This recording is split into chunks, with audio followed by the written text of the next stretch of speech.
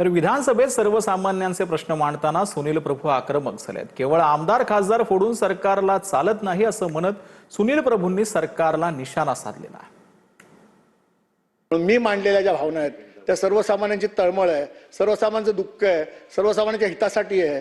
सर्वसामान्य मुंबईकरांच्या मनामध्ये अंतरात्मा जो या ठिकाणी साथ घालतोय की सरकार राजा काहीतरी कर, केवळ खासदार आणि आमदार फोडून हे सरकार चालत नाही, तर सर्वसामान्य माणसाला न्याय द्या, न्याय द्या असा आक्रोश करतोय। त्या आक्रोशाला कुठेतरी ओ द्या, एवढंच मला सांगायचंय। धन्यवाद। तर चाळीसगावमध्ये पोलीस उपनिरीक्षकानं महिला पोलीस कर्मचाऱ्याकडे शरीर सुखाची मागणी केल्याचा आरोप होता। शिंदेच्या शिवसेनेचे माजी खासदार उन्मेष पाटलांनी हा आरोप केला। पोलीस उपनिरीक्षकावर कारवाईची मागणी त्यांनी केली। उद्यापर्यंत पोलीस उपनिरीक्षकावर कारवाई करावी, अन्यथा विधिमंडळात सभागृहात नेत्यांसमोर विषय मांडू असं उन्मेष पाटील यांनी म्हटलं।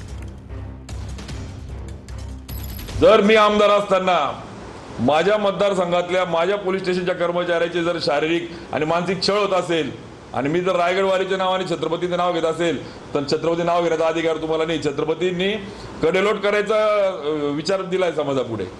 उन्मेष पाटीलला तुम्ही ट्रोल करा ना, पण त्या महिलेवर कार्यवाही करा ना। उद्या संध्याकाळपर्यंत पोलीस अधीक्षक सुपरिटेंडेंट पोलीस जे आपले आता आलेले आहेत श्रीकांतजी यांनी जर त्या कर्मचाऱ्यावर ऍक्शन घेतली नाही, महाराष्ट्रातल्या सभागृहामध्ये दुर्दैवाने न्यावं लागेल। कारण की जर इथे एसपी देखील ऍक्शन घेणार नसतील तर टीईटी पेपर फुटीवरून ठाण्यामध्ये अखिल भारतीय विद्यार्थी परिषदेचं आंदोलन पाहायला मिळते। वारंवार होणाऱ्या पेपर फुटीवरून विद्यार्थ्यांचा सरकारविरोधात यलगार पाहायला मिळतो। टीईटी पेपर फुटीच्या निषेधार्थ विद्यार्थी रस्त्यावर आले।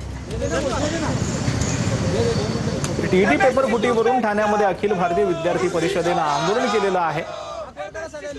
काम करो।